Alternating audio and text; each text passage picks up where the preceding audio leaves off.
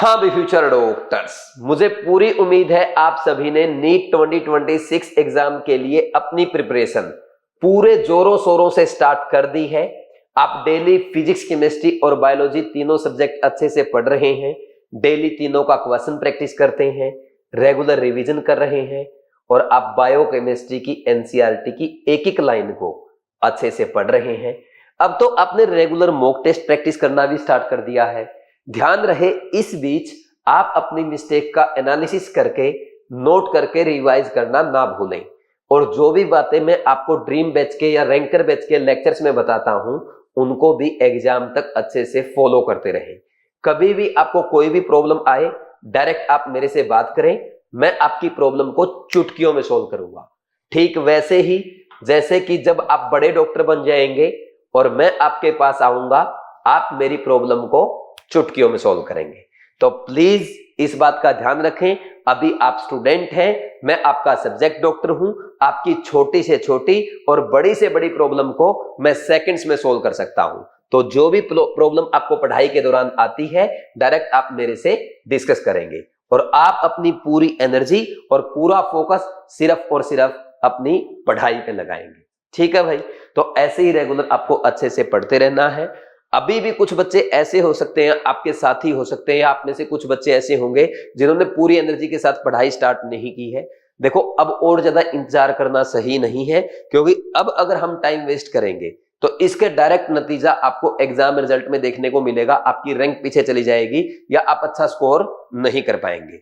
तो प्लीज अभी से अपनी पूरी प्रिपरेशन अच्छे से स्टार्ट करें। कोई बच्चा ऐसा है जिसने बिल्कुल भी पढ़ाई स्टार्ट नहीं की, उसके लिए मेरी तरफ से एक अच्छा गोल्डन अपॉर्चुनिटी है। मैं भाई 18 अगस्त से बीवाइज क्लासेस कोटा में केमिस्ट्री का एक फ्रेश बैच स्टार्ट कर रहा हूं, जिसमें जीरो से कंप्लीट केमिस्ट्री पूरा अच्छे से तैयार करवाया जाएगा। इसका सीक्वेंस क्या होगा? सबसे पहले हम ऑर्गेनिक केमिस्ट्री पढ़ेंगे, ऑर्गेनिक केमिस्ट्री के बाद फिजिकल केमिस्ट्री और फाइनली हम इनऑर्गेनिक केमिस्ट्री कंप्लीट करेंगे। अब इसमें 18 अगस्त से स्टार्ट करके एक एक टॉपिक, एक एक कॉन्सेप्ट को अच्छे से कवर कराते हुए 20 फेब तक हमारा सिलेबस कंप्लीट हो जाएगा। अगर आप अच्छे से मुझे इसमें फॉलो करेंगे तो मैं आपको 180 आउट ऑफ 180 मार्क्स की प्रिपरेशन कराऊंगा। तो जिन बच्चों ने अभी तक पढ़ाई स्टार्ट नहीं की है वो कोटा आकर के 18 अगस्त से मेरा नया बैच ज्वाइन कर सकते हैं। कुछ बच्चे ऐसे हैं जो कोटा नहीं आ सकते या ऑफलाइन क्लासेस अटेंड नहीं कर सकते, उनको भी परेशान होने की जरूरत नहीं है। वो सिंपली बीवाइज क्लासेस ऐप डाउनलोड करके ड्रीम बैच में जाकर के मेरे कोटा क्लासरूम के लाइव लेक्चर अटेंड कर सकते हैं। और जब आप ड्रीम बैच ज्वाइन करेंगे, ज्वाइन करने से पहले प्रोमो कोड पे अप्लाई करना ना भूलें। किसी को कोई प्रॉब्लम आती है 9429693672 इस नंबर पे कॉल करके बात कर सकता है। ठीक है भाई, तो 18 अगस्त से अभी भी आपके पास अपॉर्चुनिटी है। अगर आप अच्छे से फॉलो करेंगे, मैं आपका केमिस्ट्री में तो 180 आउट ऑफ 180 स्कोर कराऊंगा ही कराऊंगा। और ठीक वैसी जैसे आपके साथी अभी अच्छे से प्रिपरेशन कर रहे हैं, जिनका सबका कॉन्फिडेंस बढ़ रहा है, बायो और फिजिक्स को भी इंप्रूव कर रहे हैं, तो केमिस्ट्री के साथ साथ मैं आपको बायो और फिजिक्स के लिए ये भी गाइड करूंगा। तो प्लीज आप 18 अगस्त से मेरे साथ इस जर्नी को जरूर स्टार्ट करें और अच्छे से एग्जाम तक मुझे फॉलो करें और नीट 2026 एग्जाम में अच्छे मार्क्स, अच्छी रैंक के साथ अपने ड्रीम कॉलेज में जाएं, अपनी मम्मी पापा का नाम रोशन करें और फिर उसके बाद आप बीवाइज क्लासेस कोटा आए, मेरे साथ इंटरव्यू में सबको अपनी सक्सेस स्टोरी सुनाएं। ठीक है भाई, तो अब स्टार्ट करते हैं आज का वीडियो। देखो, आज के वीडियो में हम पीरियोडिक टेबल के वो 45 मोस्ट इंपोर्टेंट क्वेश्चन डिस्कस करेंगे जहां से आपको नीट 2026 एग्जाम में एज इट इज क्वेश्चन देखने को मिलेंगे। हाँ, आपने बिल्कुल सही सुना। देखो, पीरियोडिक टेबल से हर साल आपके एग्जाम में 2 से 3 क्वेश्चन पूछे जाते हैं। ये क्वेश्चन आपके प्योर एनसीईआरटी बेस्ड होते हैं, इसलिए जो ये 45 क्वेश्चन मैंने आपके लिए प्रिपेयर किए हैं, ये सारे के सारे एनसीईआरटी बेस्ड क्वेश्चन बनाए हैं और ऐसे टॉपिक सिलेक्ट किए गए हैं, मतलब पिछले प्रीवियस ईयर का एनालिसिस करते हुए ऐसे टॉपिक के क्वेश्चन सिलेक्ट किए हैं जिनके नीट 2026 एग्जाम में आने की प्रोबेबिलिटी बहुत ज्यादा है। तो इसलिए मैं बोल रहा हूं इन 45 क्वेश्चंस में से आपको नीट एग्जाम में 2 से 3 क्वेश्चन एज इट इज देखने को मिलेंगे। और ना कि आपको क्वेश्चन देखने को मिलेंगे, बल्कि इन 45 क्वेश्चंस के थ्रू मैं आपको कंप्लीट पीरियोडिक टेबल अच्छे से रिवाइज कराने वाला हूं। अगर कोई बच्चा ऐसा है जिसको पीरियोडिक टेबल समझ में नहीं आती या जिसका पीरियोडिक टेबल वीक रह गया है, आज के वीडियो के थ्रू वो पूरे पीरियोडिक टेबल के एक एक कॉन्सेप्ट को अच्छे से रिवाइज कर सकता है। और इस वीडियो में जहां पे भी मैं कहूंगा कि ये इंपॉर्टेंट क्वेश्चन है, नीट 2026 एग्जाम में आ सकता है या एग्जामिनर आपसे पर्टिकुलर मिस्टेक करवा सकता है, वो भी आपको अलग से अपनी मिस्टेक नोटबुक में नोट कर लेनी है और एग्जाम से पहले बार बार रिवाइज करना है ताकि एग्जाम में आपसे कोई मिस्टेक ना हो। ठीक, साथ में हमेशा मैं टेस्ट के वीडियो सॉल्यूशन, देखो ये जो वीडियो है इसमें आपको पता ही है ये पीरियोडिक टेबल टेस्ट के वीडियो सॉल्यूशन है। पीरियोडिक टेबल टेस्ट कौन सा? केयर टेस्ट सीरीज का। केयर टेस्ट सीरीज आपकी केमिस्ट्री की चैप्टर वाइज टेस्ट सीरीज है, जिसमें साथ में आपको रिवीजन टेस्ट और फुल सिलेबस मेजर टेस्ट भी मिलते हैं। साथ में इनके वीडियो सॉल्यूशन मिलते हैं चैप्टर वाइज टेस्ट के और मेजर टेस्ट के। वीडियो सॉल्यूशन के थ्रू एक एक कॉन्सेप्ट में आपको अच्छे से रिवाइज कराता हूं, आपको आपकी मिस्टेक्स के बारे में बताता हूं और वो सारे इंपॉर्टेंट पॉइंट्स जो नीट 2026 एग्जाम में पूछे जा सकते हैं वो अलग से नोट कराता हूं।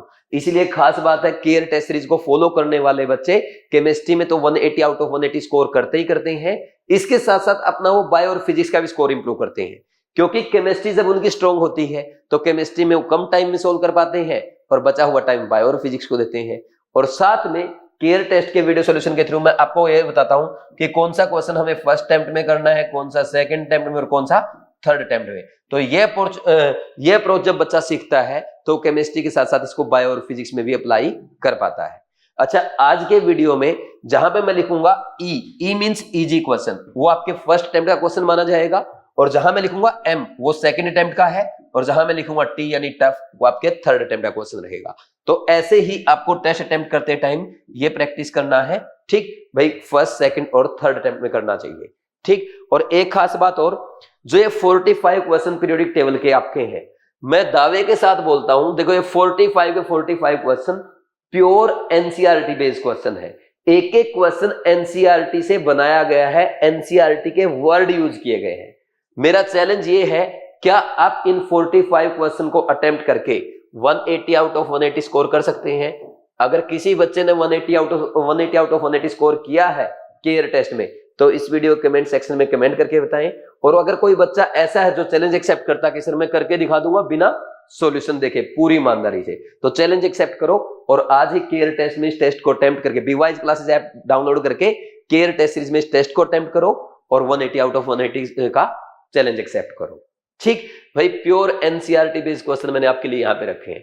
और खास बात, जो 180 नहीं कर पाया, अगर कोई बच्चा इस टेस्ट में 160 प्लस स्कोर कर लेगा, डेफिनेटली वो नीट 2026 में केमिस्ट्री में 180 आउट ऑफ 180 मार्क्स लाएगा। ये बात भी मेरी आप नोट कर देना। ठीक, अब स्टार्ट करते हैं अपने टेस्ट के वीडियो सॉल्यूशन। इससे पहले हम हमेशा की तरह इंपॉर्टेंट क्वेश्चन की लिस्ट बनाते हैं। इसमें सबसे पहला आपका question number 1, 5th, 8th, 9th, 13th, 15th, 16th, 22nd, 23rd, 25th, 26th, 27th, 30th, 32nd, 35th and 40th question. ये 15-16 ऐसे क्वेश्चन हैं। अगर आपके पास टेस्ट अटेम्प्ट करने का पूरा टेस्ट अटेम्प्ट करने का टाइम नहीं है तो आप ओनली ये वाले क्वेश्चन एक बार दोबारा से अटेम्प्ट करेंगे और जो क्वेश्चन आपसे मिस्टेक हो जाए, सोल्व ना हो, उसका एक्सप्लेनेशन देके अपना डाउट क्लियर कर देंगे। ठीक है भाई, अब देखो तो स्टार्ट करते हैं टेस्ट के वीडियो सॉल्यूशन। सबसे पहला क्वेश्चन देखो भाई, फर्स्ट क्वेश्चन ही इंपॉर्टेंट है, ये नीट 2026 एग्जाम में एज इट इज पूछा जा सकता है। क्या लिखा है इसमें? Which of the following relationship proposed graphically by Lothar Meyer? Chemical property versus atomic weight, physical property versus atomic weight, physical property versus atomic number, chemical properties versus atomic number. देखो आपकी एनसीईआरटी में second page पे लिखा है, Lothar Meyer ने जो curve बनाया था वो किसके बीच में था? मेल्टिंग पॉइंट, बॉइलिंग पॉइंट और एटॉमिक वॉल्यूम वर्सेस किसका अगेंस्ट था? एटॉमिक वेट, ना कि एटॉमिक नंबर। ध्यान देना इस बात पे। और ये कैसी प्रॉपर्टी है? Melting point, boiling point, atomic volume, these are physical properties. तो उन्होंने जो कर्व बनाए थे that was physical property versus atomic weight curve. तो आप बताओ कौन सा आंसर आएगा? सेकंड आंसर आया कि नहीं आया? एक बार मैं आपको एनसीईआरटी में भी दिखा देता हूं। देखो एनसीईआरटी आपको अच्छे से पढ़ना चाहिए। ये आपकी एनसीईआरटी है और इसमें ये आपके पीरियोडिक टेबल की एनसीईआरटी है। इसमें अगर आप सेकंड पेज पे आएंगे, ये देखो यहां लिखा है Lothar Meyer plotted the physical properties such as atomic volume, melting point and boiling point against atomic weight and obtained a periodically repeated pattern. मैंने आपको कृष्णा बैच की एनसीईआरटी में ये हाईलाइट करके भी दे रखा है। उम्मीद है नीट 2026 एग्जाम में एज इट इज आ सकता है। डायरेक्ट क्वेश्चन या तो किसी न किसी ऑप्शन में यूज कर सकता है। कर लेंगे भाई।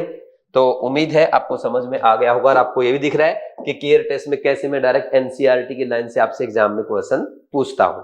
तो ये इंपॉर्टेंट लिख लो, important for NEET 2026, important for NEET 2026 लिख लेंगे और साथ में इस पे लिख लेना भाई इसका आंसर सेकंड है और ये इजी क्वेश्चन है क्योंकि सिंगल एनसीईआरटी का लाइन का क्वेश्चन है, पहले अटेम्प्ट में हो जाना चाहिए, देखते ही हो जाएगा।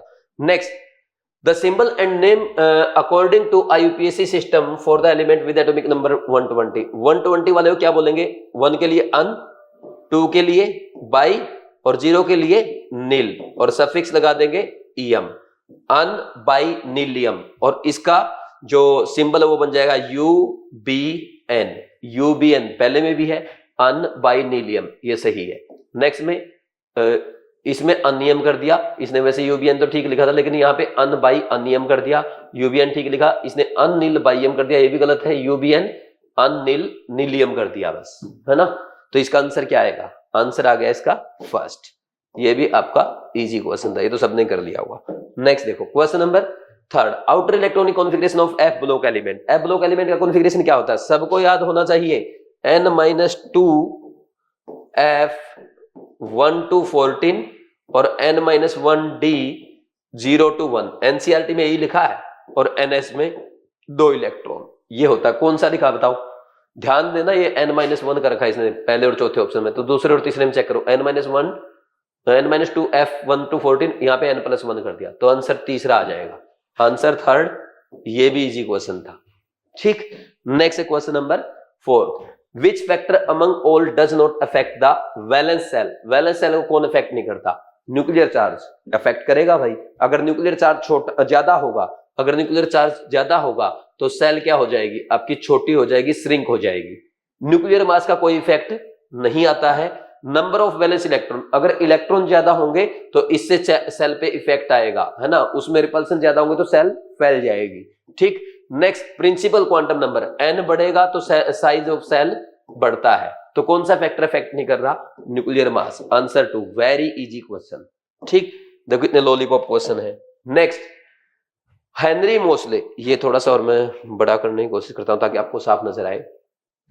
Henry Mosle observed regularities in characteristic X-ray spectra of element and plotted a graph between frequency root and atomic number h। देखो भाई, मैं आपको ना बहुत सी बार ये क्वेश्चन करवा चुका हूं लेकिन अभी तक एग्जामिनर ने क्वेश्चन नहीं पूछा है। ये आपके एनसीईआरटी में है, जेईई मेंस में आ चुका है और मैं कहूंगा हे एग्जामिनर इस क्वेश्चन को नीट 2026 एग्जाम में जरूर पूछो, सही है ना। तो क्या है, अब मैं पूरा एक्सपेरिमेंट आपको बता देता हूं। देखो मोसले ने क्या किया, मोसले ने मेटल सरफेस पे एक्सरे का मोसले ने मेटल के सरफेस पे हाई स्पीड इलेक्ट्रॉन का बॉम्बार्डमेंट किया था।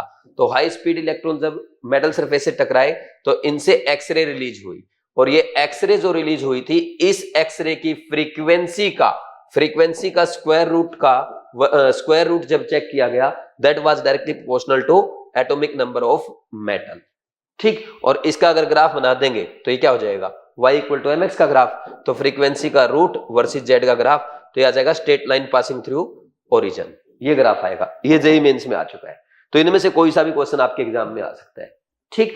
क्या करना है? एनसीईआरटी में है, जेईई मेंस में आ चुका है, नीट 2026 में आ सकता है। भाई मोसले ने क्या एक्सपेरिमेंट किया था? जब उसने मेटल सरफेस पे हाई स्पीड इलेक्ट्रॉन की बॉम्बार्डमेंट की, किसकी?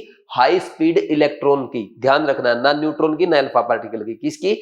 इलेक्ट्रॉन्स की। तो उससे कौन सी रेज बाहर आई थी? एक्स रेज, ना यूवी रेज गामा रेज नहीं, कौन सी? X rays. और इन एक्स रेज की फ्रीक्वेंसी का square root was directly proportional to atomic number of the metal. तो जब आप square root of frequency versus Z का ग्राफ बनाएंगे, क्या आएगा? Straight line. ये ग्राफ जेईई मेंस में आ चुका है, ये रिलेशनशिप पूछा जा चुका है लेकिन अभी तक नीट में नहीं आया है। और ये जो है ना, ये यहाँ पे क्या क्या था, किसका बोmbardment किया, कौन सी रेज निकली, नीचे सरफेस किसका लिया, ये अभी तक जेईई मेंस ने भी नहीं पूछा। तो इनमें से कोई भी क्वेश्चन एग्जाम में आएगा तो कर देंगे ना। अब बताओ आंसर कौन सा आया, इसका आंसर हमारा आ जाएगा सेकंड। ठीक, ध्यान देना, ये ओरिजिन के थ्रू पास करने वाला ये आंसर आएगा। Answer is 2। ये भी मैं इजी क्वेश्चन मानूंगा क्योंकि मैंने क्लास में बहुत अच्छे से कराया है और साथ ही साथ आपको मैंने शॉर्ट्स वीडियो में अपलोड किया है, कृष्णा बैच में करवाया है, हर जगह करवा रखा है और क्लास में तो मैंने ना कई बार समझाया था इसको। ठीक, इसका आंसर आ जाएगा 2। Next question number 6। अच्छा इजी है ना, ये लिख दिया ना मैंने, इजी है। ठीक, question number 6, predict the symbol and name of the element with atomic number 115। देखो 115 वाला जो एलिमेंट होगा ना वो कहां जाएगा, रेडोन में कितने इलेक्ट्रॉन आ चुके हैं, 86। इसके बाद ये n=7 का है, n=7 का यानी 7th पीरियड का है, तो रेडोन में 86 इलेक्ट्रॉन आ चुके।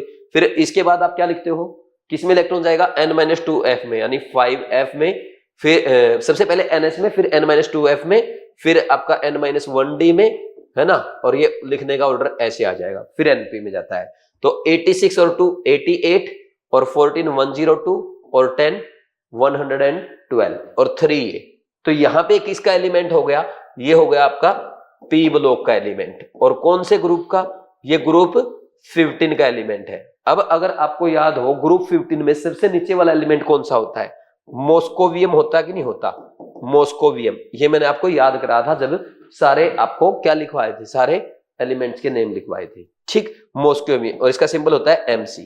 कर लोगे या नहीं कर लोगे, तो आंसर इसका आ जाएगा सेकंड। लिवरमोरियम इससे नेक्स्ट वाला एलिमेंट होता है ऑक्सीजन फैमिली का, है ना, सारे आपको याद करने हैं। ठीक, आंसर 2। ये भी इजी से मीडियम क्वेश्चन माना जाएगा क्योंकि थोड़ा सा इसको आपको याद करने की जरूरत पड़ सकती है। वैसे जिस बच्चे ने मेरे से पढ़ा वो इसको देखते ही कर सकता है, इजी क्वेश्चन ही मानो। ठीक, next question number 7, an element having atomic number 79 will belong to.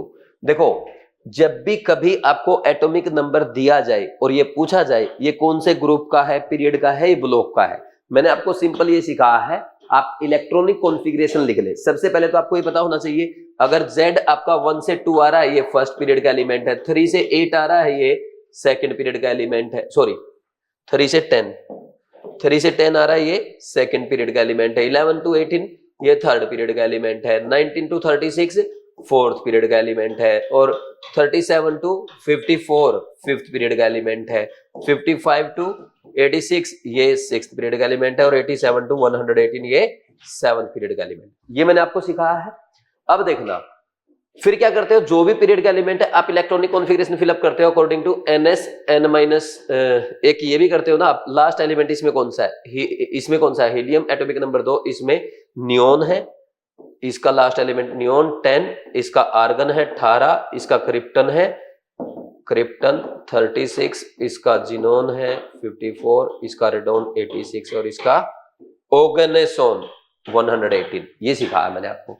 फिर जैसे मान लीजिए किसी का एटॉमिक नंबर आपको दे दिया 52 दे दिया, तो इसका मतलब वो फिफ्थ पीरियड का एलिमेंट हुआ। उससे पहले क्रिप्टन में 36 इलेक्ट्रॉन आ चुके हैं, तो फिर क्रिप्टन के 36 के बाद नेक्स्ट इलेक्ट्रॉन किस में जाएगा, n=5 में, फिफ्थ सेल में जाएगा। और उसमें इलेक्ट्रॉन की फीलिंग ऐसे होती है ns में पहले, फिर n-2f में, फिर n-1d में, और फाइनली किसमें, np में। इसमें आपको ये ध्यान रखना होता है जब आप इलेक्ट्रॉन ऐसे फिलअप कर रहे हैं तो जब आप जिस n तो आपका रिप्रेजेंट करेगा पीरियड को, पीरियड तो आप एटॉमिक नंबर देखते ही बता देंगे यहां से।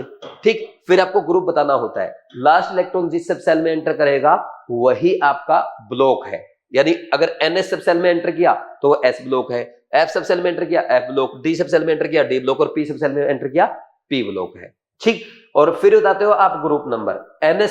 s ब्लॉक का तो ऐसे बता दोगे, अगर ns1 कॉन्फ़िगरेशन आया फर्स्ट ग्रुप हो गया, ns2 आया तो सेकंड ग्रुप हो जाएगा। वहीं p ब्लॉक का कैसे बताते हैं, 10 उसमें आप क्या करते हो, 10 plus number of electrons in ns सब सेल प्लस np सब सेल। ठीक, ns और np सब सेल के इलेक्ट्रॉन ऐड करना और उसमें 10 ऐड करके ग्रुप नंबर आ जाएगा। और d ब्लॉक का तो n-1d सब सेल के इलेक्ट्रॉन प्लस ns के इलेक्ट्रॉन, वो आपका ग्रुप नंबर आ जाएगा। और f का होता है हमेशा थर्ड ग्रुप। लेकिन इनमें ध्यान रखना, अच्छा इसमें कोई एक्सेप्शन नहीं आता है, बस इनका ध्यान रखना, z=57 है ना, ये आपका d ब्लॉक का एलिमेंट है। ठीक, z=89 जो है ये आपका d ब्लॉक का एलिमेंट है। ठीक, z=71 ये आपका f ब्लॉक का है। ठीक, और Z इक्वल टू 103 ये भी आपका F ब्लॉक का है। कैसे याद रखते हैं हम लोग, ये आपका लेंथेनम की बात हो रही है, ये एक्टिनियम की बात हो रही है, ये लुटेशियम है और ये आपका लोरेंशियम है। तो ये तो सबको याद रहता है कि नहीं रहता। अगर इसमें ये कॉन्सेप्ट लगाएंगे ना, इन चार केस में ये कॉन्सेप्ट फेल हो जाता है, बाकी कभी भी जिंदगी में फेल नहीं होगा। सिंपल n+n रूल के अकॉर्डिंग आपको इलेक्ट्रॉनिक कॉन्फ़िगरेशन लिखना, जैसे मैंने बताया। इन चार में अगर आप लिखोगे ना इसके अकॉर्डिंग, इनका ब्लॉक आ जाएगा F और इनका ब्लॉक जो आता है इनका आ जाता है D। तो ये गलती हो जाती है, इसका ध्यान रखना बस। ठीक, ये क्लास में भी सिखा था, पूरा रिवाइज हो गया एक टॉपिक, ये एक लेक्चर का टॉपिक रिवाइज हो गया आज आपका, है ना। नेक्स्ट देखो, अब इसमें Z इक्वल टू 79 है, आप बताओ कौन से ग्रुप का है, कौन से पीरियड का है। 79 आया n इक्वल टू 6 में, 6th पीरियड का है। 6th पीरियड का तो अब इसमें लिखोगे, इससे पहले जिनोन में 54 आ चुके हैं, फिर n ऐसे भरोगे इलेक्ट्रॉन, ये 6s 4f 5d और 6p में। तो सबसे पहले 2 56 और 14 यहां पे आ गए, कितना हो गया 56 और 14, ये हो गया आपका 70 और 9 आएंगे आपके 5d में। तो ये दोनों जो है, इन दोनों में इलेक्ट्रॉन गया है। तो अब इसका डी ब्लॉक हुआ, डी ब्लॉक ग्रुप कौन सा होगा, n-1d में है 9 इलेक्ट्रॉन और 6 ns में है 2, तो 11th ग्रुप हो गया। ऐसे आपका ग्रुप आएगा, तो 11th ग्रुप आ रहा है इसका थर्ड आंसर इज 3। ऐसे क्वेश्चन, वैसे तो देखो क्वेश्चन तो ये 1, 2 और 3 लाइन का ही है, लेकिन जिसको कॉन्सेप्ट आता है उसके लिए, बट किसी को टाइम लगता है तो आप इसको सेकंड अटेम्प्ट में कर सकते हो। तो ये क्वेश्चन आपका सेकंड अटेम्प्ट का मानेंगे तो मीडियम क्वेश्चन हो जाएगा। ठीक, नेक्स्ट देखो भाई, ये पूरा कॉन्सेप्ट मैंने आपको सिखा दिया, कुछ नोट करना कर लो, ये शॉर्ट नोट हो गए एक टाइप से आपके पीरियड, ग्रुप और ब्लॉक फाइंड आउट करने पे। ठीक, next question number 8, consider the following, what would be the possible reason for a dip at boron in the below point. देखो इसमें पता क्या बोल रहा है आपको, जैसे यहां पे भाई ये जो आपकी आयनेशन एनर्जी लगातार बढ़ रही है, देखो बेरिलियम की ज्यादा है लेकिन बोरोन की कम हो गई। ठीक, बेरिलियम की कम होती है, सॉरी बेरिलियम की ज्यादा होती है बोरोन से, वैसे लेफ्ट टू राइट बढ़ती है, लेकिन बेरिलियम की ज्यादा क्यों होती है, क्योंकि इसका कॉन्फ़िगरेशन होगा 1s2 2s2 और इसका होगा 1s2 2s2 2p1। इसके दो रीजन बोले जाते हैं, एक तो क्या, यहाँ पे इलेक्ट्रॉन 2s सब सेल से निकाला जाएगा और बोरोन में 2p से निकाला जाएगा। तो s सब सेल की जो पेनिट्रेशन पावर है ज्यादा होती है, वहां से इलेक्ट्रॉन निकालना मुश्किल हो जाएगा।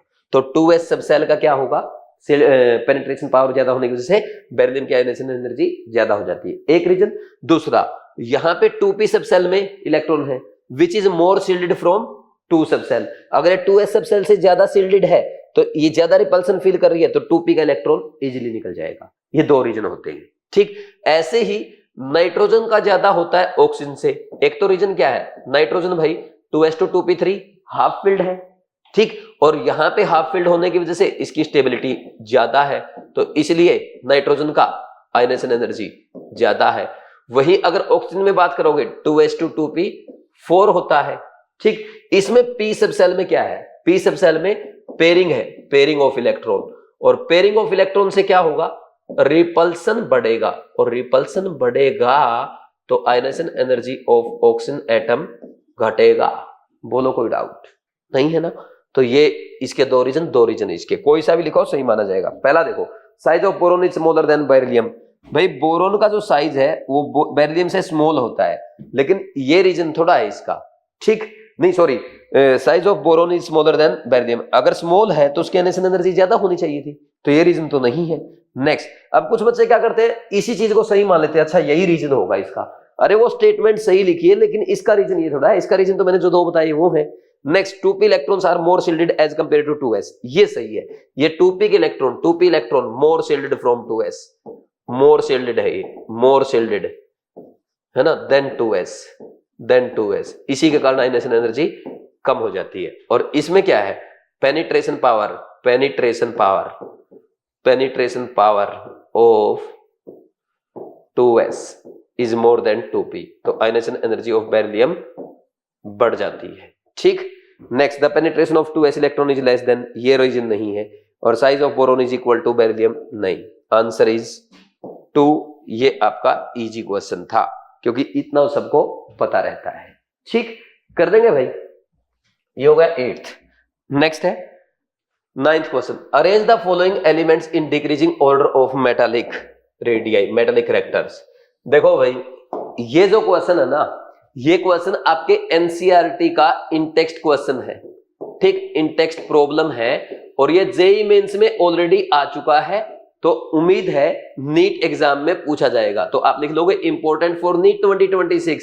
वैसे पहले एक बार है ना नीट 2024 में रीनीट के टाइम पे आ चुका है, लेकिन रीनीट वाले क्वेश्चन रिपीट होने के चांसेस रहते हैं, और ये क्वेश्चन आता तो अच्छा क्वेश्चन माना जाएगा।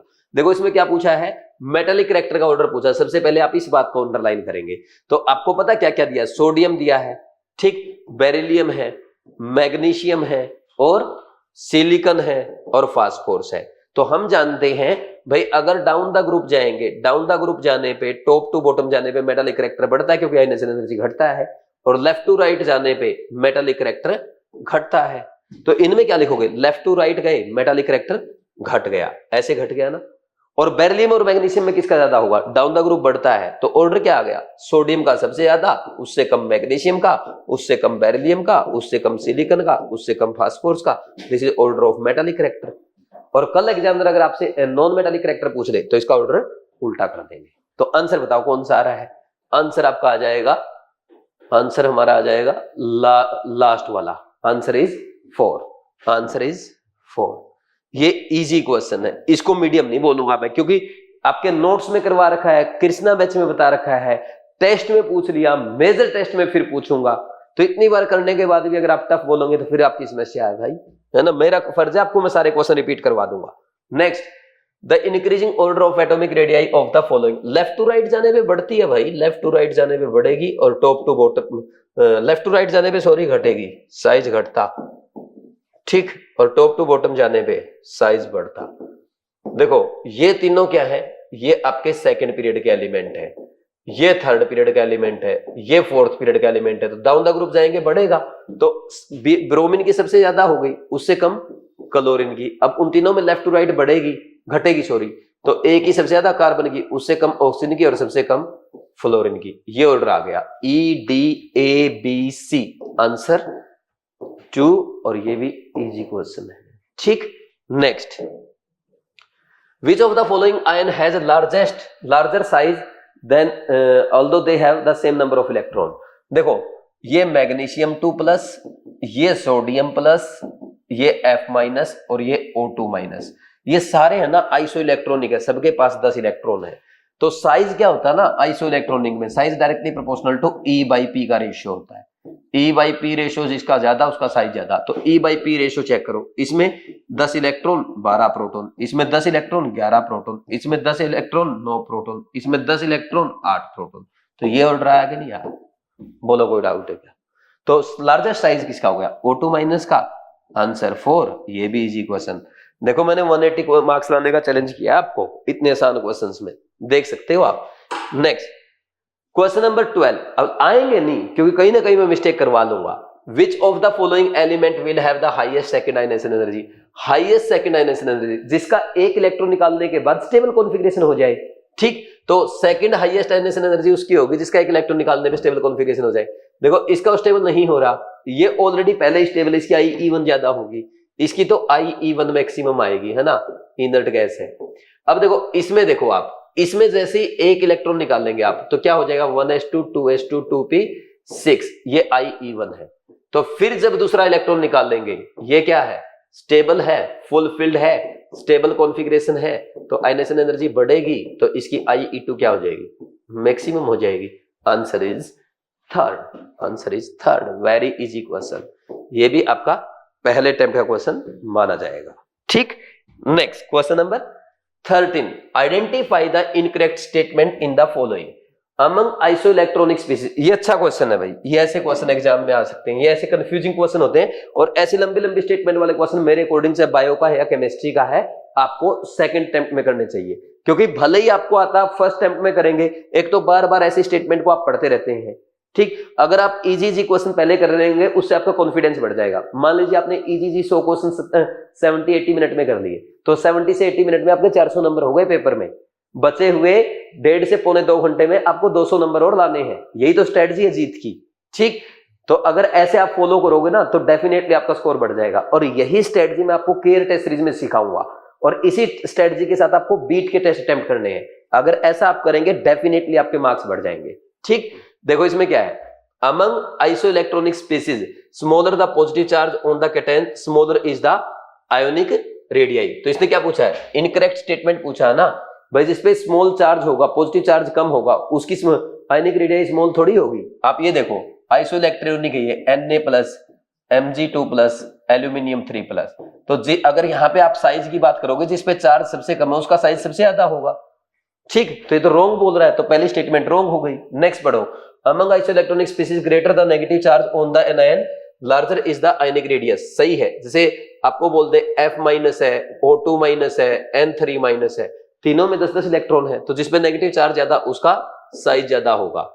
Atomic radii of the element increases as we move down the group in the periodic table. Down the group size बढ़ता है, बिल्कुल सही है। Atomic radius of the element decrease as one move across from left to right in the second period. सही है, तो wrong कौन सा है, फर्स्ट। Answer is 1। ये क्या है, इजी क्वेश्चन है, बोलो कोई डाउट है क्या? ठीक, बस पढ़ना ध्यान से। Next, the correct order of decreasing electronegativity values among the elements beryllium, oxygen, nitrogen and magnesium is. Electronegativity पूछ रहा है दोस्तों। अब बेरिलियम है और क्या दिया है, बेरिलियम दे दिया और मैग्नीशियम भी दिया है, और कौन सा दिया है, इधर नाइट्रोजन और ऑक्सीजन। हम सब जानते हैं ऑक्सीजन की सबसे ज्यादा होगी। ठीक, उल्टा ऑर्डर लिख रहा हूं, ऑक्सीजन की सबसे ज्यादा, उससे कम नाइट्रोजन की, उससे कम बेरिलियम की, क्योंकि डाउन द ग्रुप घटेगी ना, और मैग्नीशियम की इससे कम हो जाएगी। बोलो कोई डाउट है क्या? तो ऑर्डर कौन सा आएगा, सबसे ज्यादा तो ऑक्सीजन की। कौन सा ऑप्शन है, बी, और बी से कम नाइट्रोजन की, सी, और सी से कम डी की। सी से कम किसकी, ए की, यानी बेरिलियम की, और उससे कम डी की, PCAD। ये आ गया आंसर। एक ही ऑप्शन है ऑक्सीजन की मैक्सिमम है, चेक करो ना, एक ही option, answer is 1। Easy question है, लॉलीपॉप। ठीक, इसके बाद question number 15, the first ionisation enthalpy values of the first third period element sodium, magnesium, इसकी दे रखी है। यार ये क्वेश्चन है ना, मैं कम से कम आपको 50 बार करा चुका हूं। ये क्वेश्चन आपके NCERT का इंटेक्स्ट प्रॉब्लम है। ये मैं आपको क्लास में ड्रीम बैच में पढ़ा चुका हूं, इसके अलावा मैं आपको कृष्णा बैच में करा चुका हूं। आज मैंने चैप्टर वाइज टेस्ट में पूछा है, फुल सिलेबस टेस्ट में मैं आपको अलग एंगल से पूछूंगा, और ये पक्का किसी दिन नीट में आएगा, क्योंकि ऑलरेडी ये एम्स में आ चुका है और नीट 2026 में इसको आना है। बोलो कोई डाउट है क्या? करें अब देखो इस क्वेश्चन को सोल्व करने का तरीका क्या है। वो बोल रहा है सोडियम, मैग्नीशियम और एल्यूमिनियम की उसने आयनेशन एनर्जी की वैल्यू दे रखी है, और एल्यूमिनियम की पूछी है। तो आपको पता सोडियम की सबसे कम होती है, और मैग्नीशियम और एल्यूमिनियम में मैग्नीशियम की ज्यादा होती है, क्योंकि इसमें 3s2 कॉन्फ़िगरेशन, उसमें 3s2 3p1 है। फिर इससे ज्यादा सिलिकॉन की। अब सोडियम की उसने कितनी दी है, 496। ठीक, और इसकी मैग्नीशियम की दी है उसने 737, और सिलिकॉन की दी है 786। तो अब इसकी एनर्जी क्या होगी, 496 से ज्यादा होगी एल्यूमिनियम की, और 737 से कम होगी। वो कितनी वैल्यू आ रही है, 760 नहीं हो सकती, 950 नहीं हो सकती, 880 नहीं हो सकती, तो कितनी आई, 575। तो ये एल्यूमिनियम की आ जाएगी, आंसर 2। ये भी फर्स्ट अटेम्प्ट का क्वेश्चन है। क्यों, क्योंकि इतनी बार कर चुके हैं। कर लेंगे नहीं कर लेंगे, ये लिख सकते हो। ठीक है, नेक्स्ट क्वेश्चन नंबर 16। ये देखो, ये भी बढ़िया क्वेश्चन है, आसान क्वेश्चन है, कर लिया होगा आप सबने। देखो H- हाइड्रोजन एटम H+, तो एनायन बड़ा होगा ना भाई पेरेंट एटम से, और पेरेंट एटम बड़ा होगा कैटायन से। पहला तो सही है। Next, first ionisation energy nitrogen की ज्यादा होती है ऑक्सीजन से, और नाइट्रोजन से ज्यादा फ्लोरीन की होती है, बिल्कुल सही है। ऑक्सीडाइजिंग पावर F2 से कम Cl2 से कम Br2, ये भी सही है। बॉन्ड एनर्जी ये गलत दे दिया इसने। बॉन्ड एनर्जी का जो ऑर्डर आता है Cl2 की सबसे ज्यादा, उससे कम Br2 की, और उससे कम F2 की, और सबसे कम I2 की। F2 की कम हो जाती है, क्यों, स्मॉल साइज है ना, लोन पेयर रिपल्सन ज्यादा, बॉन्ड एनर्जी कम, ये बॉन्ड एनर्जी का ऑर्डर आता है। तो बताओ कौन सा रॉन्ग हो गया, तो डी रॉन्ग हो गया। इसने करेक्ट पूछा है, करेक्ट आंसर, तो ABC करेक्ट है, आंसर इज 2। ये भी आपका फर्स्ट अटेम्प्ट का ही क्वेश्चन है, क्योंकि इसमें कुछ ज्यादा सोचने वाली बात है नहीं। ठीक, डायरेक्ट क्वेश्चन है। Next 17th, predict the correct formula of the compound by the following pair of element like aluminium and sulfur with the help of oxidation state। ये देखो भाई, ये एल्यूमिनियम और सल्फर मिलके कैसा कंपाउंड जो बनाएंगे उसका फॉर्मूला क्या होगा। ये एनसीईआरटी का एग्जांपल है, और एनसीईआरटी का एग्जांपल है तो important for NEET exam, NEET 2026 में आ सकता है। ठीक, तो एल्यूमिनियम क्या होता है, एल्यूमिनियम होता है +3 में और सल्फर होता है -2 में। तो अब आप इसका चार्ज कैसे बैलेंस करोगे, आप 2 एल्यूमिनियम लो टोटल चार्ज +6 हो जाएगा, और 3 आप सल्फर लो टोटल चार्ज -6 हो जाएगा।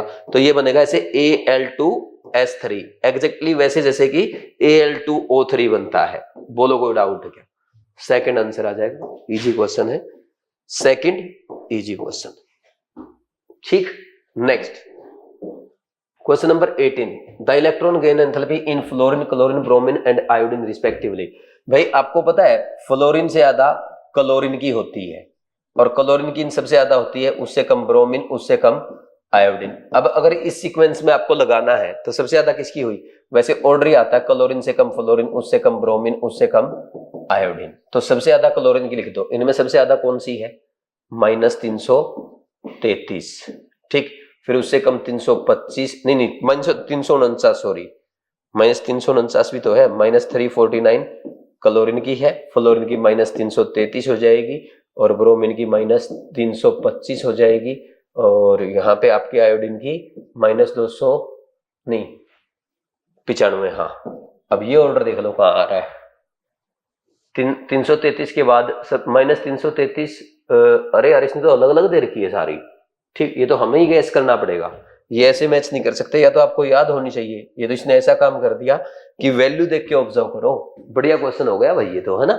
तो सबसे ज्यादा कौन सी है इसमें, पहले वाले में दूसरे नंबर पे सबसे ज्यादा कौन से में आ रही, दूसरे नंबर पे ये देखो, इसमें 325, लेकिन इससे ज्यादा 333 है, 349 है, ये 325 ज्यादा नहीं हो सकती, 349 सबसे ज्यादा ये है, फिर 349 से कम 328, फिर 325, फिर 295। सही कर दी इसने, आंसर क्या आ जाएगा, थर्ड आ जाएगा। तो आप लिख सकते हो इसकी 349 है, इसकी 328 है। कोई याद नहीं करेगा, इनको कंपेयर करना आएगा, क्वेश्चन आएगा तो ऐसा ही 325 है, और फिर सबसे कम 295 है।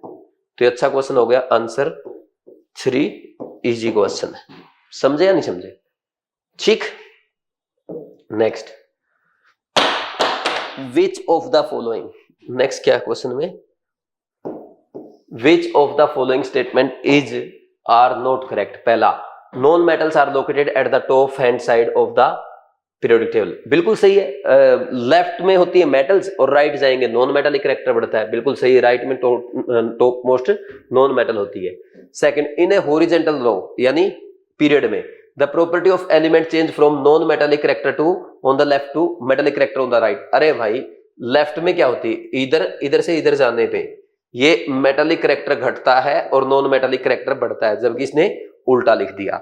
Chemical reactivity tends to be maximum at both extremes left as well as right but lowest at the center of the periodic table। ये स्टेटमेंट भी सही है, क्योंकि सबसे लेफ्ट में आपकी एल्कली मेटल्स होती है जिनकी आयनेशन एनर्जी कम होती है, जिसके कारण उनका रिएक्टिविटी ज्यादा होगी, और राइट में क्या होती है, नॉन मेटल्स हेलोजन्स जिनका इलेक्ट्रॉन गेन एंथैल्पी ज्यादा होने की वजह से उनकी रिएक्टिविटी ज्यादा होगी। Next, being monoatomic, the atomic radii of noble gas very large, ये वेरी लार्ज होते हैं due to van der Waals radii, due to van der Waals radii, ये आप जानते हो।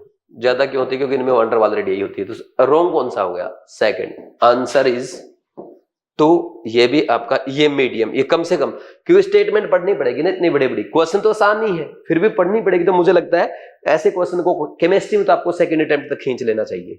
ठीक, पहले अटेम्प्ट में 25 क्वेश्चन कर दो, वो भी बहुत है। Next, when the first electron gain enthalpy of oxygen is -141 kilojoule per mole, its second electron gain enthalpy is a positive value, है ना। हाँ, पॉजिटिव वैल्यू आएगी। जैसे ऑक्सीजन है, ऑक्सीजन ने 1 इलेक्ट्रॉन लिया, तो ऑक्सीजन के जो न्यूक्लियस है और ये इलेक्ट्रॉन है, इसमें अट्रैक्शन होगा, तो डेल्टा एच कितना आएगा, 1, डेल्टा H1 इसका -141 आता है। ठीक, और O माइनस जब 1 इलेक्ट्रॉन और लेगा तो ये बहुत पॉजिटिव आएगा, डेल्टा H ये पॉजिटिव आएगा, और ये मेरे ख्याल में 704 कितना लगभग इतना आता है, पॉजिटिव आएगा। मुझे नहीं पता कितना आता है, लेकिन ये बहुत ज्यादा पॉजिटिव आता है।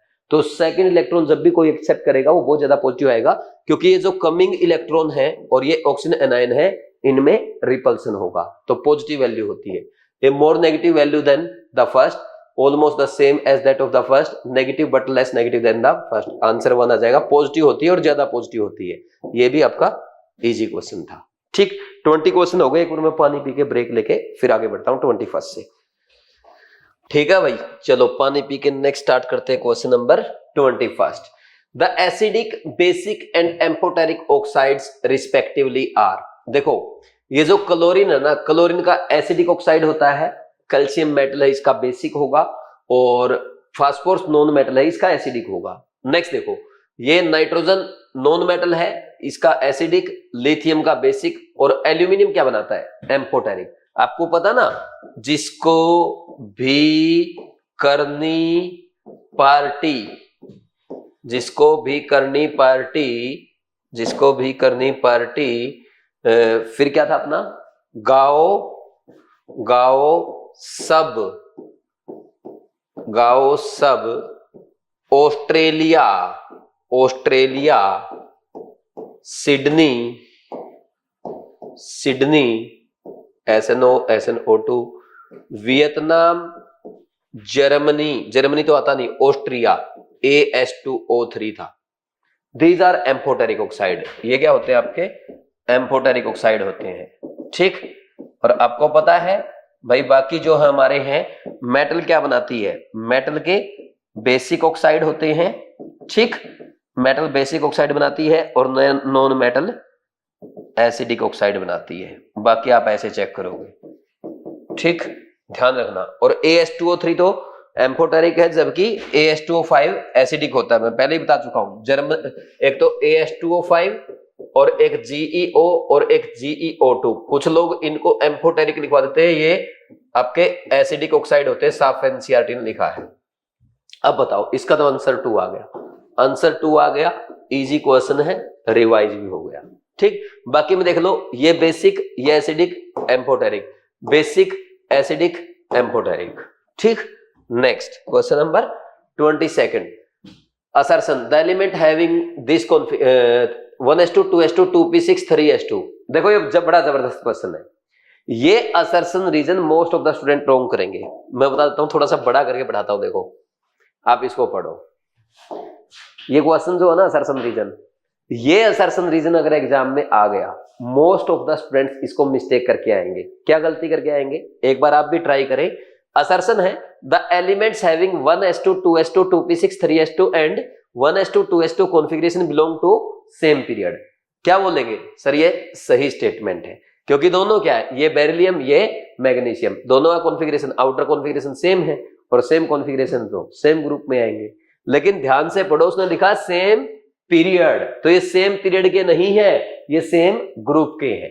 तो इसमें असर्शन रॉन्ग है। मैक्सिमम स्टूडेंट्स ने इसका असर्शन सही लिखा होगा। ठीक, नेक्स्ट रीजन पढ़ो, both have same outer most electronic configuration. भाई दोनों का NH2 है, ये बात तो सही है, तो असर्शन रॉन्ग, रीजन राइट है। Assertion is false, reason is true. Answer आएगा 4। और आप में से बहुत सारे बच्चे ऐसे होंगे जो जल्दबाजी में, हाँ भाई सेम ग्रुप के है, और सेम ग्रुप के इसलिए है क्योंकि दोनों का इलेक्ट्रॉनिक कॉन्फ़िगरेशन सेम है। क्या है, सेम है, outer most electronic configuration same है। Assertion correct, reason correct, reason is correct explanation. तो मोस्ट ऑफ द स्टूडेंट्स ने इसका आंसर 1 लगाया हुआ, लेकिन 1 नहीं है, क्या है, 4 है। तो इसका ध्यान देना है, तो लिख लेना इसमें ध्यान दे, वहां पे पीरियड लिखा ना कि ग्रुप। तो ऐसी मिस्टेक्स भी मैं आपको केयर टेस्ट के वीडियो सॉल्यूशन के थ्रू सिखाऊंगा, इसलिए आप टेस्ट अटेम्प्ट करके वीडियो सॉल्यूशन जरूर देखा करो, ताकि सारी मिस्टेक आपकी यही खत्म हो जाए और आप केमिस्ट्री में 180 आउट ऑफ 180 स्कोर करके अपने ड्रीम कॉलेज में जाए। ठीक, और ऐसे ही मैं आपको ड्रीम बैच में सिखाता हूँ, कृष्णा बैच में सिखाता हूँ। अगर आप सही से केमिस्ट्री पढ़ के जाएंगे ना, केमिस्ट्री में तो आपका स्कोर इंप्रूव होगा ही होगा। मुझे फॉलो करने से आपका बायो और फिजिक्स का भी स्कोर इंप्रूव होगा। ठीक, तो ये इजी क्वेश्चन था। वैसे तो इजी क्यों, इसको तो मीडियम में लिखेंगे, ट्रिकी क्वेश्चन हो गया आपके लिए, है ना, ट्रिकी क्वेश्चन है। नेक्स्ट, एक और assertion reason, boron has a smaller first ionisation enthalpy than beryllium. पहला सही है, आयनेशन एनर्जी ऑफ बोरोन क्या होता है, लेस देन बेरिलियम होता है, no doubt. 2p electron of boron is more shielded from the nucleus by inner core of electron. ये भी सही है, जो आपका इलेक्ट्रॉन है वो 2p सबसेल में है, और 2p सबसेल में क्या है, ये 2s सबसेल से क्या है, इनर कोर इलेक्ट्रॉन से ज्यादा शिल्डेड है, जिसके कारण इसकी आयनेशन एनर्जी घट जाएगी। तो रीजन भी सही है, and reason is correct explanation of assertion. तो आंसर क्या आ जाएगा, फर्स्ट आ जाएगा। ये इजी क्वेश्चन था, ये फर्स्ट या सेकंड अटेम्प्ट में आप कर सकते हो, इजी मीडियम दोनों ही है ये। नेक्स्ट क्वेश्चन नंबर 24, और ये जो क्वेश्चन है ना आपका 23rd, ये नीट एग्जाम में एज इट इज आ भी सकता है, क्योंकि ये जेई मेंस में आ चुका है, ये जेई मेंस में ऑलरेडी आ चुका है, तो नीट में आ सकता है, नीट में आ सकता है, नीट 2026 में आ सकता है, और अगर आएगा तो कर देंगे ना भाई नीट 2026 में, ठीक। Next 24th, the outer order of screening effect of the electron of sp-d-f subshell. भाई एस सबसेल का सबसे ज्यादा होता है, क्योंकि वो एस सबसेल सबसे ज्यादा सिमेट्रिक है और न्यूक्लियस के सबसे पास है, तो सबसे छोटी होती है, तो उसके इलेक्ट्रॉन का जो रिपल्सन होगा, शिल्डिंग होगा, वो सबसे ज्यादा होगा, उससे कम p, उससे कम d, उससे कम f। तो आंसर इज 1, इजी क्वेश्चन है, लॉलीपॉप क्वेश्चन है, बट एनसीईआरटी में है, एज इट इज एग्जाम में पूछा जा सकता है।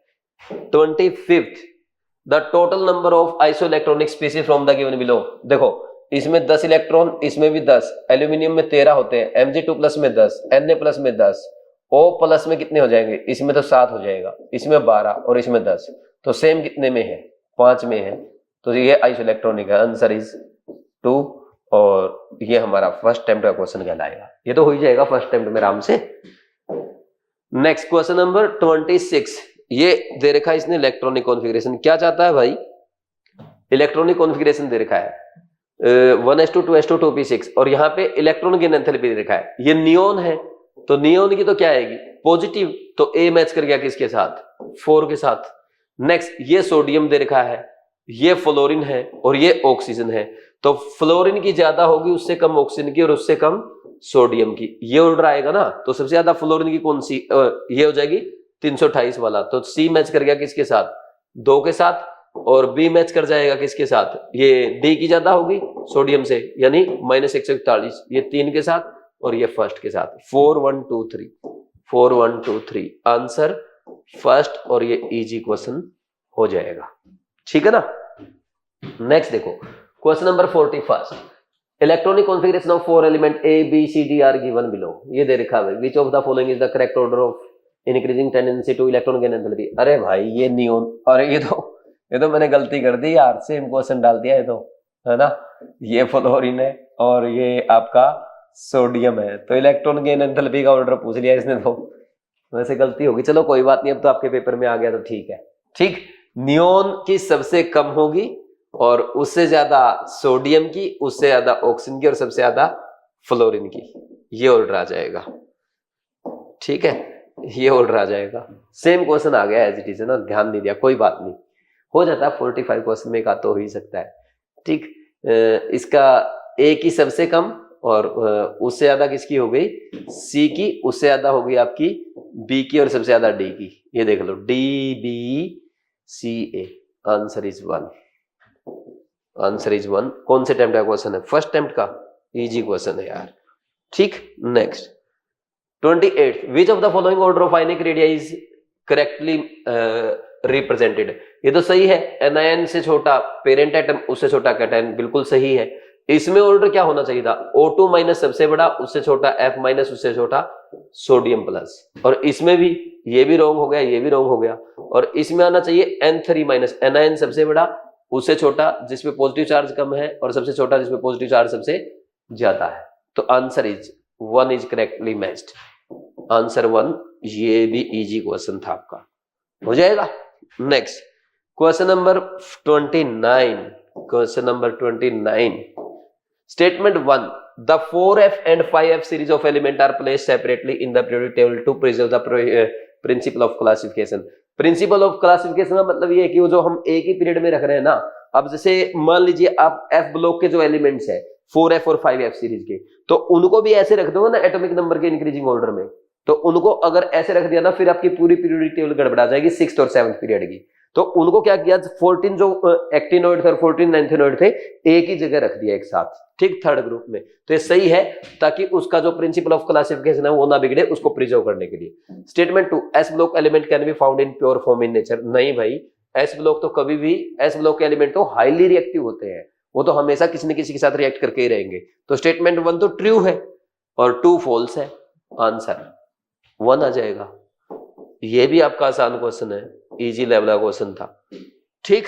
नेक्स्ट क्वेश्चन नंबर 30, ये एनसीईआरटी एक्सरसाइज का क्वेश्चन है, ठीक, बहुत जबरदस्त क्वेश्चन है। देखो भाई, ये मैंने आपके केयर टेस्ट सीरीज में एनसीईआरटी की एक्सरसाइज, जो एनसीईआरटी में बैक एक्सरसाइज होती है, आपके पीरियोडिक टेबल के एनसीईआरटी की बैक एक्सरसाइज में ये क्वेश्चन दिया गया है, वहां से मैंने आपको ये केयर टेस्ट सीरीज में क्वेश्चन दिया, क्योंकि आपने देखा कई बार है ना एक्सरसाइज के क्वेश्चन भी आ सकते हैं, नीट एग्जाम में आ जाते हैं, और सर क्या हमें फिर एक्सरसाइज के बैक क्वेश्चन करने चाहिए? बिल्कुल नहीं करने चाहिए, क्योंकि आपको ये नहीं पता चलेगा कि कौन सा आ सकता है कौन सा नहीं आ सकता। जो आ सकता है वो मैं आपको केयर के चैप्टर वाइज और मेजर टेस्ट में अपने आप करा दूंगा। ठीक, जैसे ये क्वेश्चन देखो, first ionisation enthalpy, second ionisation enthalpy की वैल्यू दे रखी है, और ये बोल रहा है विच of the following is the most reactive and least reactive element respectively.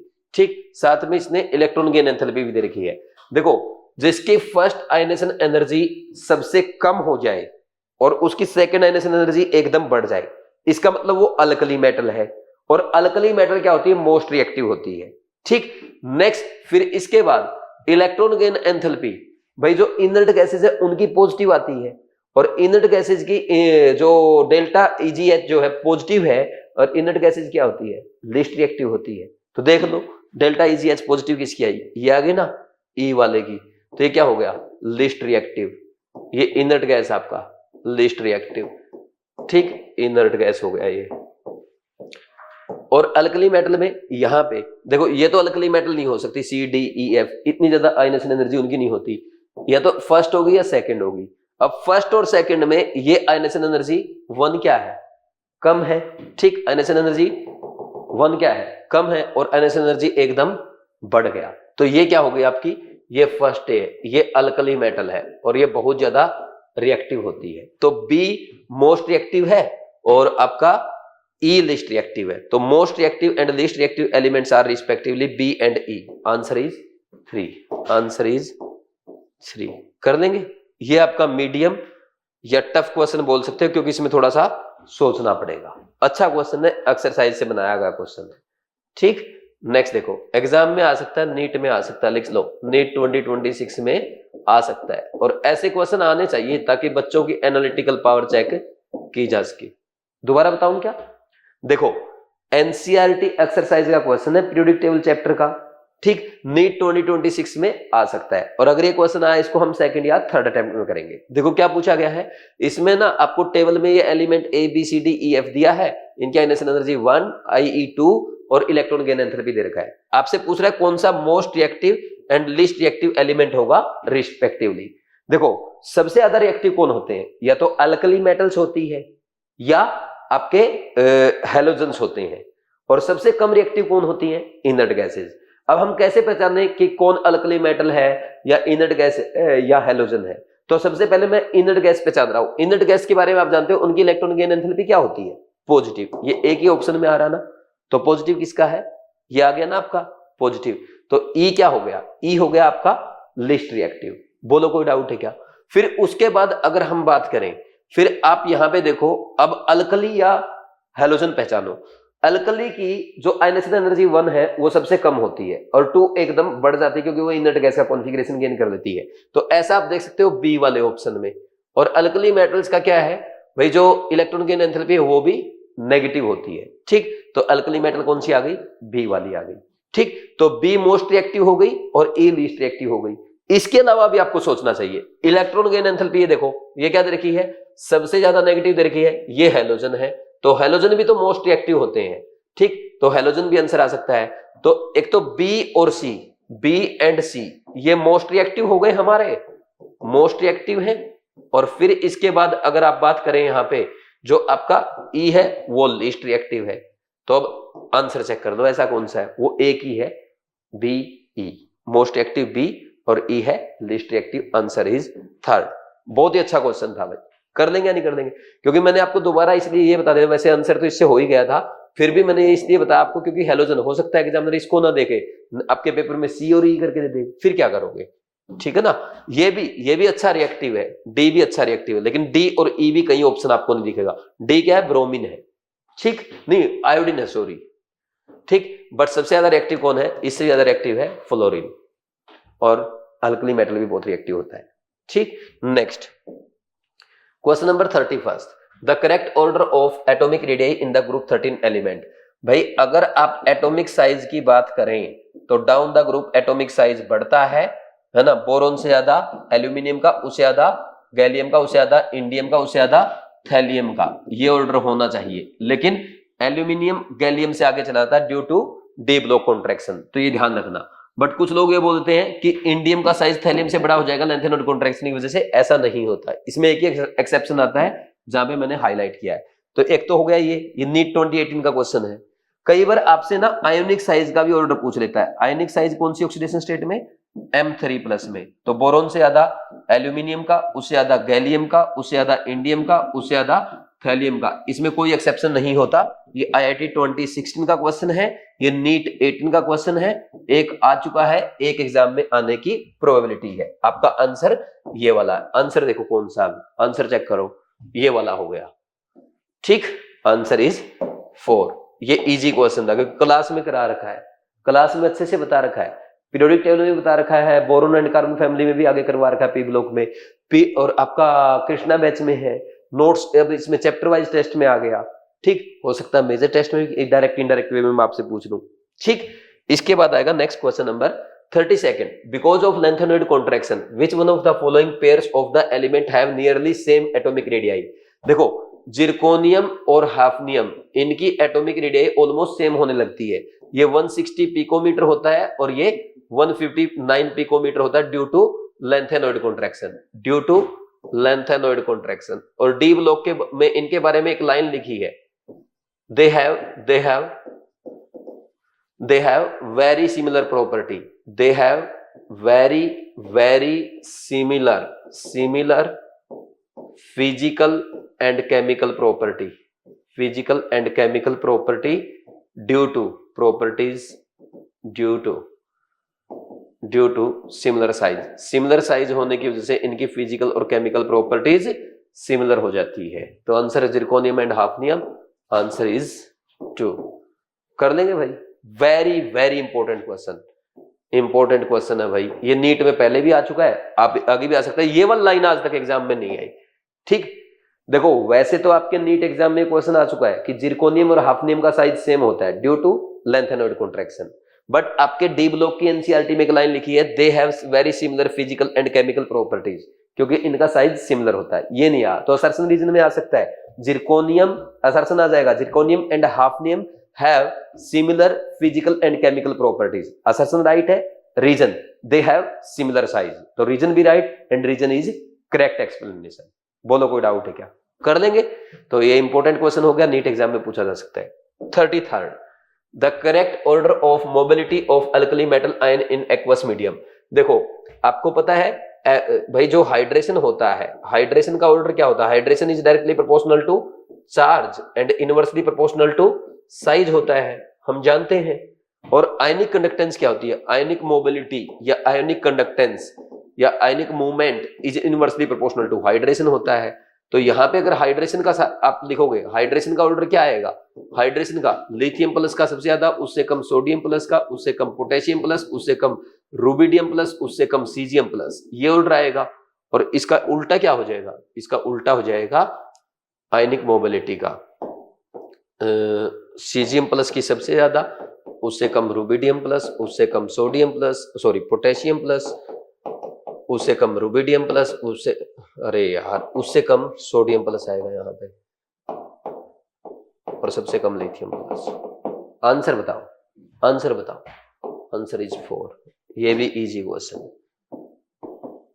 ठीक, 33 हो गया। नेक्स्ट क्वेश्चन नंबर 34, एका aluminium would form oxide with. भाई एका एल्यूमिनियम क्या होता है? अरे गैलियम ही तो है, तो गैलियम जो डेवलप हुआ था Ga2O3 तो बनाता है ये, तो E2-3 टाइप ऑक्साइड हो गया ना, है ना, एल्यूमिनियम के जैसा। Answer is 2, very easy question. कर लेंगे भाई। ठीक, next question number 35, N element occurs in short period. ये अच्छा क्वेश्चन है, लो भाई, गुड क्वेश्चन फॉर नीट 2026 आ सकता है। ये क्वेश्चन नीट 2026 में आ सकता है। क्या लिखा है? An element occurs in short period having configuration NH2NP1, the formula and the nature of its oxide are. देखो शॉर्ट पीरियड का मतलब पता क्या हुआ, ये या तो सेकंड पीरियड का है और या थर्ड पीरियड का है, ठीक। और सेकंड पीरियड में क्या होता है भाई, NH2NP1 है तो कौन सी फैमिली हो गई, ये हो गया ग्रुप 13। ग्रुप 13 में कौन सा, बोरोन, एल्यूमिनियम, गैलियम, इंडियम और thallium.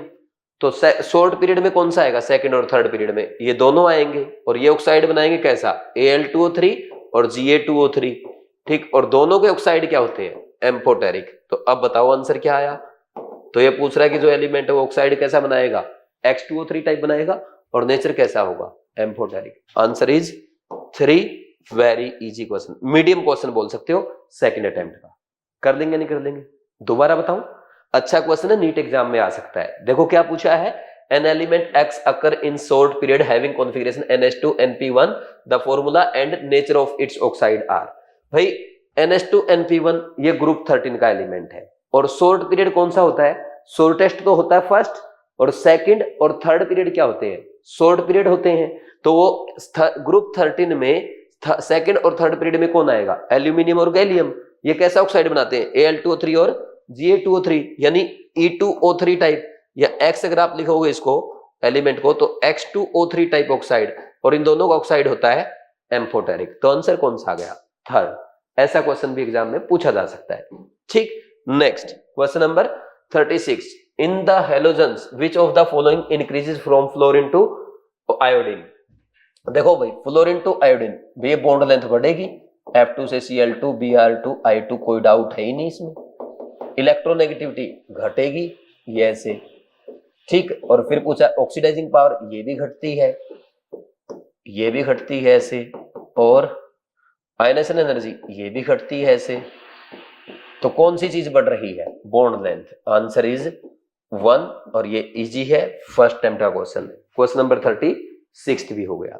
Next question number 37, when 1 gram of chlorine atoms are converted completely to Cl- ions in the gaseous state, then how much energy in kilojoule per mole is released? How much energy in kilojoule is released? Electron affinity of chlorine is 349 kilojoule per mole and atomic mass of the chlorine is।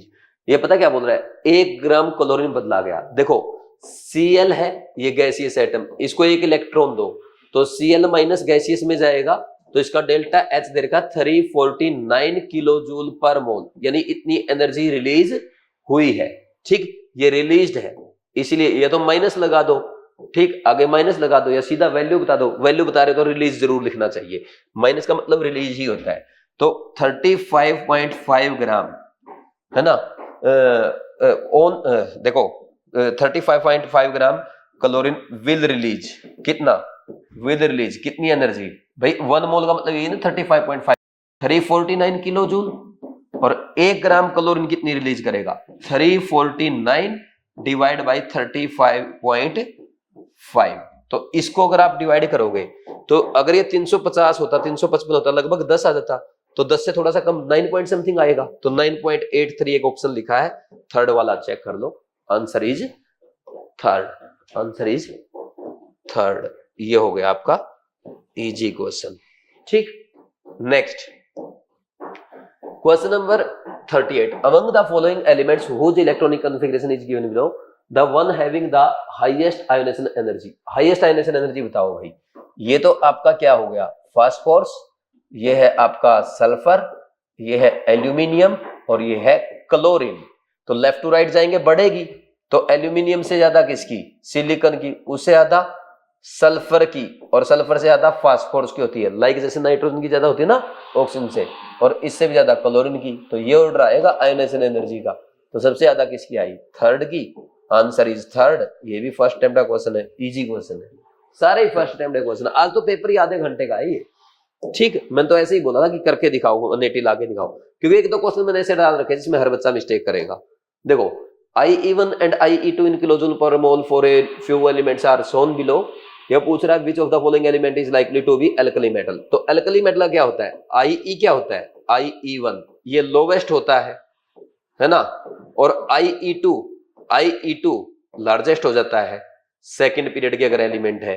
तो अब देखो इन सब में IE1 lowest कौन सा है, ये IE1 lowest हो गया, ठीक, और इन तीनों में IE2 ये लार्जेस्ट हो गया, तो अब बताओ, या हाईएस्ट हो गया, मैक्सिमम हो गया, तो अब बताओ कौन सा है? यही आपका क्या है, फर्स्ट ही क्या है, अल्कली मेटल है कि नहीं है? बोलो कोई डाउट है? तो first is answer, answer is 1। ये हमारा फर्स्ट अटेम्प्ट का क्वेश्चन है, कोई भी बच्चा आराम से इसको कर सकता है। Next question number 40, which among the following element have least value of ionization energy? Very very important, लिख लो भाई, वेरी वेरी इंपॉर्टेंट। ये क्वेश्चन आज तक नीट एग्जाम में नहीं पूछा गया है, तो एज इट इज पूछा जा सकता है। ये बोला गया है कि आयनाइजेशन एनर्जी इनमें से सबसे कम किसकी होगी, यानी आपको कार्बन फैमिली के एलिमेंट्स दिए गए हैं, तो सीधा सीधा ऑर्डर बताना है। तो डाउन द ग्रुप क्या होता है, घटती है ना, कहे सीता जी सुनो प्रभु, लेकिन ऐसा नहीं होता, प्रभु आगे आ जाएंगे, कहे सीता जी प्रभु सुनो, किसकी ज्यादा होती है, लेड की ज्यादा होती है एसएन से। रीजन क्या है, due to lanthanoid contraction, due to lanthanoid contraction क्या हो जाता है, ionization energy of lead is greater than ionization energy of tin, ये ध्यान रखना है। बाकी डाउन द ग्रुप घटती है। तो लिस्ट किसकी आ गई, थर्ड की आ गई। ये क्वेश्चन एग्जाम में एज इट इज आ सकता है, या ये ऑर्डर पूछा जा सकता है, या आपसे पूछ सकता है कि लेड और टिन में किसकी ज्यादा है, लेड की। क्यों ज्यादा है, due to lanthanoid contraction. Answer 3 आ गया, इजी क्वेश्चन है, फर्स्ट टाइम का क्वेश्चन है, कर लेंगे एग्जाम में आया तो। ठीक, next question number 41, statement 1, zinc is not a transition element where scandium is a transition element. बिल्कुल सही है। देखो भाई, ट्रांजिशन एलिमेंट पता किसे कहते हैं, ट्रांजिशन एलिमेंट का मतलब ये होता है ऐसा डी ब्लॉक एलिमेंट, ऐसा डी ब्लॉक मेटल या डी ब्लॉक एलिमेंट जिसका कॉन्फ़िगरेशन n-1d 1 to 9 आए, या तो मेटल एटम की फॉर्म में, या तो मेटल एटम की फॉर्म में, या मेटल आयन की फॉर्म में, तो उसको हम कहते हैं ट्रांजिशन एलिमेंट। अब जिंक का कॉन्फ़िगरेशन क्या होता है, 3d10 4s2, अगर इसको जिंक 2+ में ले जाएंगे, आयन की फॉर्म में ले जाएंगे, ये अभी भी 3d10 है, तो फुलफिल्ड कॉन्फ़िगरेशन होता है, इसलिए जिंक ट्रांजिशन एलिमेंट नहीं है। ठीक, जिंक ट्रांजिशन एलिमेंट नहीं है। स्कैंडियम क्यों है, क्योंकि उसका मेटल फॉर्म में 3d1 4s2 होता है। ठीक, outermost shell configuration of zinc is 3d10 4s2, ये सही बात है, तो दोनों स्टेटमेंट सही है, both statement 1 and 2 are correct. Answer is 4, answer is 4। ये भी फर्स्ट अटेम्प्ट का क्वेश्चन था, इजी क्वेश्चन था, कोई भी कर सकता है। नेक्स्ट क्वेश्चन नंबर 42, ये देखें भाई, isoelectronic species, identify the correct order of ionic radius. इसमें तो कुछ भी नहीं है, calcium 2+, potassium plus, Cl- S2-, सभी में 18 इलेक्ट्रॉन है, तो जिसका इलेक्ट्रॉन बाई प्रोटॉन रेशियो ज्यादा उसका साइज ज्यादा। तो चेक करो इलेक्ट्रॉन बाई प्रोटॉन रेशियो, इसके कितने, 18 electron 20 proton, 18 electron 19 proton, 18 electron 17 proton, 18 electron 16 proton. तो राइट जाने में क्या हो रहा है, डिनोमिनेटर घट रहा है, न्यूमरेटर सबका सेम है, तो क्या होगा, वैल्यू बढ़ेगी तो साइज बढ़ जाएगा। ठीक, ऑर्डर आ गया आपका कौन सा, फोर्थ वाला, आंसर 4। ये भी आपके फर्स्ट अटेम्प्ट का इजी क्वेश्चन था। ठीक, next question number 43, identify the incorrect example with respect to its block. भाई एस ब्लॉक एलिमेंट, रुबिडियम तो बिल्कुल एस ब्लॉक एलिमेंट है, एस्टेटाइन ये भी बिल्कुल पी ब्लॉक का एलिमेंट है, हेलोजन का आयोडीन के नीचे आता है। डी ब्लॉक एलिमेंट एंटीमनी, नहीं भाई ये तो नाइट्रोजन फैमिली है, नाइट्रोजन फैमिली। अरे आपको याद नहीं है कौन सा है, नाना पाटेकर ऐसे सब भिखारी, एसबी है ना एंटीमनी, वो है ये। ठीक, एसबी, ये रॉन्ग हो गया। एफ ब्लॉक एलिमेंट थोरियम, ये आपका एक्टिनोइड होता है, सही। आंसर इज थर्ड, तो थर्ड रॉन्गली मैच है, इजी क्वेश्चन था, कर देंगे भैया ऐसे क्वेश्चंस। इसके बाद question number 44, which is the most non metallic element among the following. ये तो सोडियम है, बहुत ही अच्छा मेटल है, ये आपका फ्लोरीन है, ये मैग्नीशियम है, और ये नाइट्रोजन है। ठीक, तो अब इनमें अगर हम बात करें मेटालिक कैरेक्टर की या नॉन मेटालिक कैरेक्टर की, लेफ्ट टू राइट जाने में बढ़ेगा, तो नाइट्रोजन और फ्लोरीन में फ्लोरीन का ज्यादा, उससे कम मैग्नीशियम का, और सोडियम तो प्योर बहुत ही अच्छा मेटल होता है। तो मोस्ट नॉन मेटालिक उसने पूछा है, answer is 2, answer is 2, very easy question का ये भी हो जाएगा। ठीक, नेक्स्ट आज का last question, question number 45। Match the column में आसानी होगा। मेटलॉइड पूछा कौन सा इनमें, sulphur, gold, uranium, arsenic. Arsenic आपका मेटलॉइड होता है, ठीक। आर्सेनिक क्या है, मेटलॉइड है, ठीक। तो ये मैच कर गया आपका डी के साथ। ट्रांजिशन मेटल कौन सा है, गोल्ड है, एयू, ये ट्रांजिशन मेटल है। चैल्कोजन यानी ऑक्सीजन फैमिली, सल्फर हो गया। रेडियोएक्टिव, यूरेनियम है, रेडियोएक्टिव होता है, सी हो गया। ये तो बहुत आसान हो गया यार। ए का तो डी तो मैच कर गया 1 के साथ, या 1 के साथ डी, 2 के साथ बी, 3 के साथ ए और 4 के साथ सी। Answer is 3। ये भी इजी क्वेश्चन था, ठीक है भाई। देखो ये था बिल्कुल आसान सा पेपर। मैंने आपको बोला था चैलेंज है 180 आउट ऑफ 180 स्कोर करके दिखाओ पीरियोडिक टेबल के टेस्ट में। हालांकि पेपर बहुत आसान था, 1-2 जगह ही ऐसी थी, मुश्किल से 2 क्वेश्चन ऐसे होंगे जिसमें आपकी मिस्टेक हो जाएगी।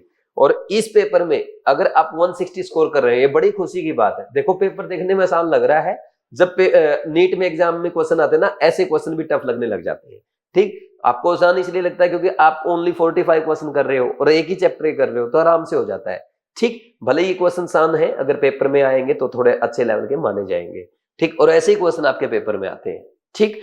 अब देखो अगर आपके इसमें 160 प्लस आ रहे हैं तो बहुत अच्छी बात है, यानी आपके केमिस्ट्री बहुत अच्छी चल रही है। 140 वाले की बहुत अच्छी चल रही है। अगर कोई अभी भी 120 कर रहा है, 100-120 कर रहा है, उसको थोड़ा सा अपनी केमिस्ट्री सुधारने की जरूरत है, ठीक। बाकी जो मैं आपको वीडियो लेक्चर्स में करा रहा हूं, ठीक, क्लासरूम में पढ़ा रहा हूं, उसको अच्छे से फॉलो करते रहें।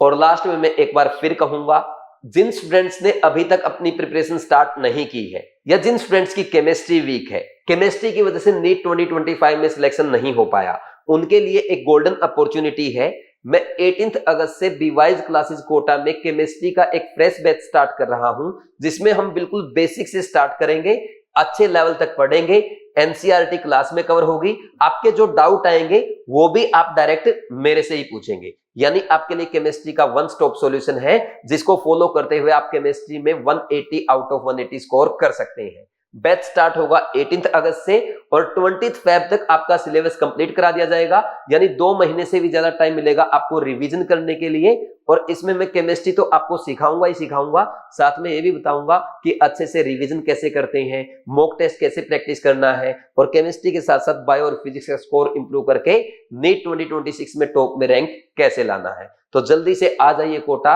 18 अगस्त से। जो बच्चे कोटा नहीं आ सकते वो इस बैच के लाइव लेक्चर्स बीवाइज क्लासेस ऐप डाउनलोड करके ड्रीम बैच में अपने घर बैठे अटेंड कर सकते हैं और लाइव चैट में मेरे से डायरेक्ट अपने डाउट भी पूछ सकते हैं, अपनी प्रॉब्लम्स डिस्कस कर सकते हैं, ठीक। तो ये बड़ी अपॉर्चुनिटी आप सबके लिए है भाई, इसको आप ना गवाएं और अच्छे से सभी बच्चे 18 अगस्त से मेरे साथ शुरुआत करें। सबसे पहले इस बैच में हम ऑर्गेनिक केमिस्ट्री स्टार्ट करेंगे, फिर मैं आपको फिजिकल केमिस्ट्री और लास्ट में हम इनऑर्गेनिक केमिस्ट्री कंप्लीट करेंगे। और इनऑर्गेनिक जब आपको लास्ट में कराई जाएगी तो एग्जाम तक भी आपको आराम से याद रहेगी। तो इस अपॉर्चुनिटी को हाथ से नहीं जाने देना है। जिनकी भी केमिस्ट्री वीक है 18 अगस्त से कोटा आना है, जो कोटा नहीं आ सकते वो घर बैठे बीवाइज ऐप से अपनी लाइव क्लासेस के थ्रू प्रिपरेशन करेंगे। कोई प्रॉब्लम है आप 9429693672 इस नंबर पे कॉल करके बात कर सकते हैं, ठीक है भाई। और जो भी आपकी कोई प्रॉब्लम है आप डायरेक्ट मेरे से डिस्कस करेंगे। मैं इतना बोल सकता हूं, अगर इस बैच में आप मुझे अच्छे से फॉलो करेंगे तो मैं आपका केमिस्ट्री में 180 आउट ऑफ 180 स्कोर कराऊंगा और बायो और फिजिक्स में भी आपका स्कोर इंप्रूव होगा और आप अच्छी रैंक के साथ अपने ड्रीम कॉलेज में जाएंगे। बाकी ये जो टेस्ट है ये आपके कोटा में तो ऑफलाइन होंगे, और जो बच्चे ड्रीम बैच ज्वाइन करेंगे केयर टेस्ट सीरीज के सारे टेस्ट आपको फ्री में मिल जाएंगे। साथ में आपको मिलती है बीट टेस्ट सीरीज, और मेरा जो कृष्णा बैच है जो बच्चों का फेवरेट बैच है जिसमें केमिस्ट्री की एनसीईआरटी लाइन बाय लाइन मैंने पढ़ाई है, वो भी आपको इस बैच में ऑनलाइन बैच में फ्री में मिलता है, और साथ में मिलता है आपका रैंक बूस्टर कोर्स। तो अब देर मत करो, टाइम कम है, जल्दी से जल्दी अपनी प्रिपरेशन स्टार्ट करो और मेरे साथ प्रिपरेशन करते हुए नीट 2026 के टॉपर बनो, ठीक है भाई। Thank you very much, all the best, God bless you.